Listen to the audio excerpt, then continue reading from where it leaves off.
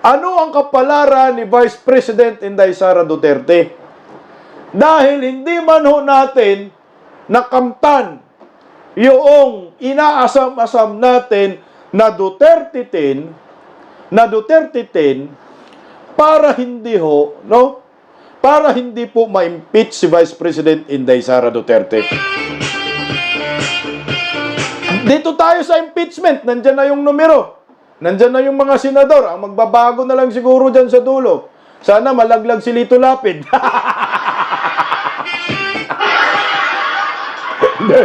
Sana malaglag si Lito Lapid. Si Mangga papasok sa 11. Tapos number 12 si Tulfo. Meron pa bang bibilangin? Meron pa bang bibilangin? Wala na ba? Gusto ko malaglag si Lito Lapid, awards. Sana si Lito Lapid malaglag. Sunod-sunuran mo kay Bangag yan. Sabi ni Edna, San Jose City, Nueva Ecija, wala pong nagpunta PDP. Yun na nga eh. Nagkulang. Nagkulang talaga. Anyway, magiging leksyon po sa ating lahat. Lumaban din naman tayo ng patas. Sa mga mandaraya, barang na lang sa inyo. 3% na lang? Kaya pa bang ilaglag si Lito Lapid? Alam mo, sa totoo lang, ako gusto kong makapasok si Bintolfo. Ayaw ko ng Tulfo, pero mas safe ako kay Bintolfo kumpara sa dalawang Tulfo. Kasi si Bintolfo talaga, galit kay Erwin yan. Tsaka Solid Duterte yan. Kaysa kay Lito Lapid, susunod lang yan kay Bangag. Bubuto talaga yan, ma-impeach Inday Sara. Na. Ito, pag-usapan natin yung impeachment. Ang sabi, ilan ba dapat ang kailangan nating boto para hindi ma-impeach si Vice President Inday Sara? Makinig kayo, ha? Siyam, no? Siyam po ang kailangan natin na buboto na hindi ma-impeach si Inday Sara. Kailangan may siyam. So, 24 senador, siyam lang ang kailangan natin. So, ilan dapat ang buboto na ma-impeach si Vice President Inday Sara Duterte? Iglesia ni Cristo, sigurado ba kayo si Bam hindi boboto ma-impeach si Inday? Dilawan man yan, di ba? No to impeachment ng INC. Naku, baka mabudol kayo, INC, ha? Naku, nai-awards talaga, oh. 24 minus 9, so 15. So 15, kailangan po ng mga 16. Kailangan po ng 16, no? Mga senador na boboto para ma-impeach si Vice President Inday Sara. 16, di ba? Tayo naman kailangan natin ng siyam. Siyam lang sa atin. Tapos na. No, hindi na ma-impeach si Inday Sara. Ito na ho. Ito yung mga senador na. I-assume natin yan. Yung nandyan na sa mga mukha ho ninyo, ha? Patuplok nga, guys. Patuplok nga. Okay. Ang mga senador po ngayon ay meron sa Nacionalista Party si Camille Villar, Mark Villar, magkapatid, Jaime Marcos at Pia Cayetano. So, 4 yung sa NPC. Ngayon, sa PDP laban, Robin Padilla, pareho lang uli. Senator Go at De La Rosa, nadagdag si Kong Marcolita. So, 4 na ang PDP. Nadagdagan si Kong Marcolita. Ngayon, pag tinignan natin, yung nabanggit ko po na si Camille Villar, Mark Villar, Jaime, Pia, at si 1, 2, 3, 4. So, napaka-imposible naman si Pia Cayetano kung gusto niyang ma-impeach si Inday Sara. Roko-roko na talaga. Sige, hindi mo na natin sabihin si Pia Cayetano kasi baka bubuto na magiging ma-impeach si Inday Sara. Na. So, scratch natin si Pia Cayetano, si Camille Villar, si Mark Villar, si Jaime, Robin Padilla, Go, De La Rosa, Marcolita. Hindi po talaga yan buboto, atin talaga yan 7. So, meron po tayong sure na 7 na ayaw ma-impeach si Vice President Inday Sara Duterte. Tama? Okay. So ngayon, yung mga senador na talagang buboto na sure na ma-impeach si Vice President Inday Sara, ito talaga, sir, wala po to atras-atras. Itong mga senador na ito, gusto talaga nilang ma-impeach si Inday. Erwin Tolpo, 1. Rafi Tolpo, 2. Hontiveros, 3. Chess Escudero, 4. Bam Aquino, ba't na-endorso ito ng Iglesia ni Cristo? Bam Aquino, 5. Ito ang dagat. Wow, dagat. Kumain animal ng saging, dahon ng saging. Kumain ng kanin sa takip ng kaldero. Nagulat, nanalo siya. Putangin na nga. Ikaw matching. Ayan. 6. Panpilo Lacson. 7. Lito Lapid. 8. Tito Soto, 9. So, 9 ang sisigurado po tayong buboto na ma-impeach si Vice President Inday Sara Duterte. Kailangan nila ng 16. So, tayo, may 7 na tayo, kailangan na natin ng 2.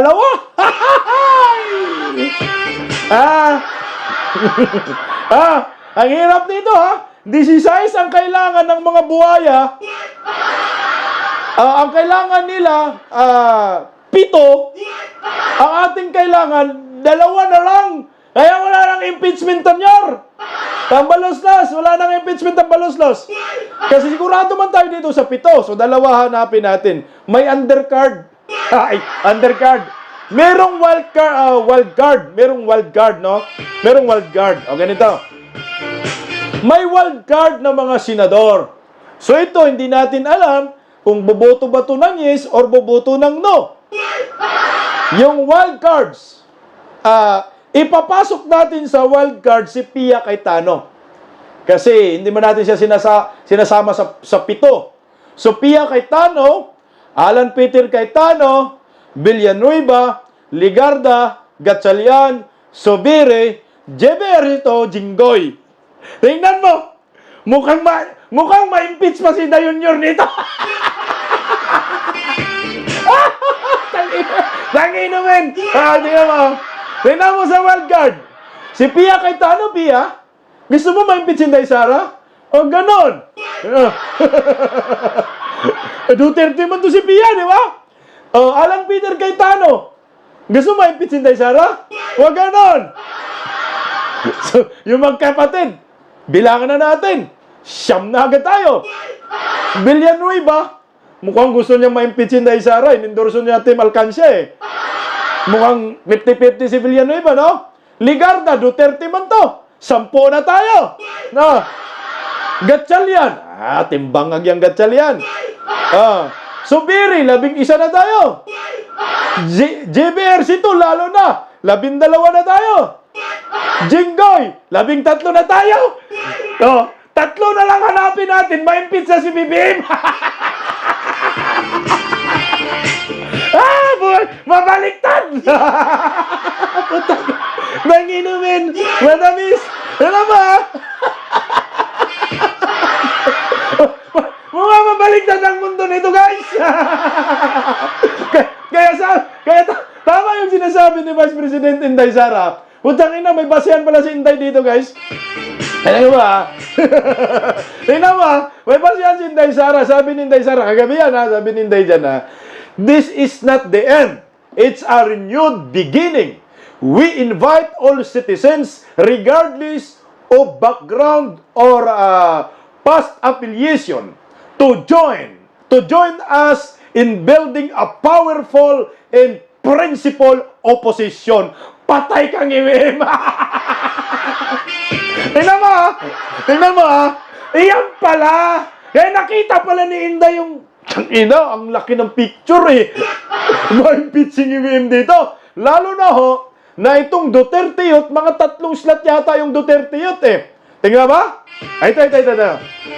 Ang slot yata ng Duterte Youth, mga 3. Magpapile man sila ng impeachments against kay WM.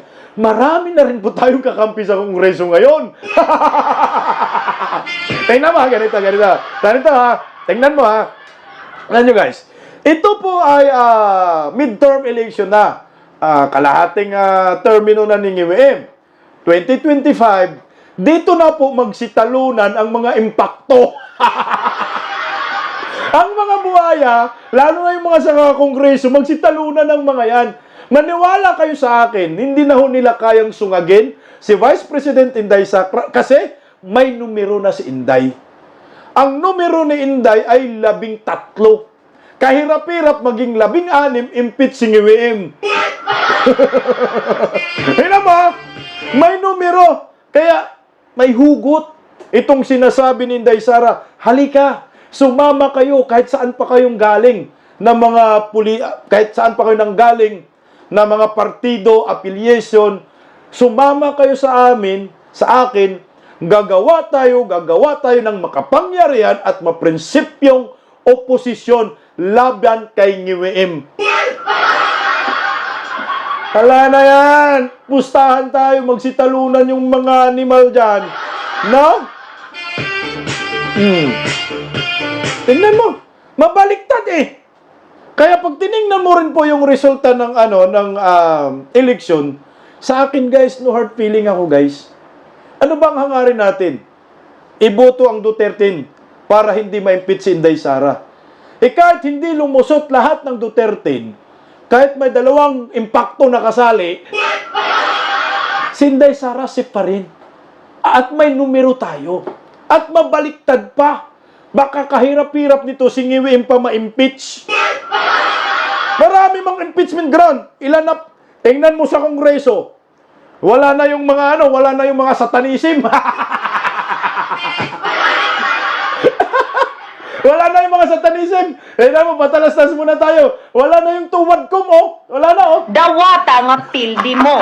Mirisi ninyo mga ngil adug batasan nga wa ninyo nakuha ang inyong gusto. Wala na. Pikat. Mirisi. Dawata nga pildi mo. Mirisi ninyo mga ngil adug batasan nga wa ninyo nakuha ang inyong gusto. Pikat. Mirisi. Ubos yung kwat ko. Dawata nga pildi mo. Mirisi ninyo mga ngil adug batasan nga wa ninyo nakuha ang inyong gusto. Pikat. Pero tayo dyan, Jam. Buti gumawa ka ng ganyan, no?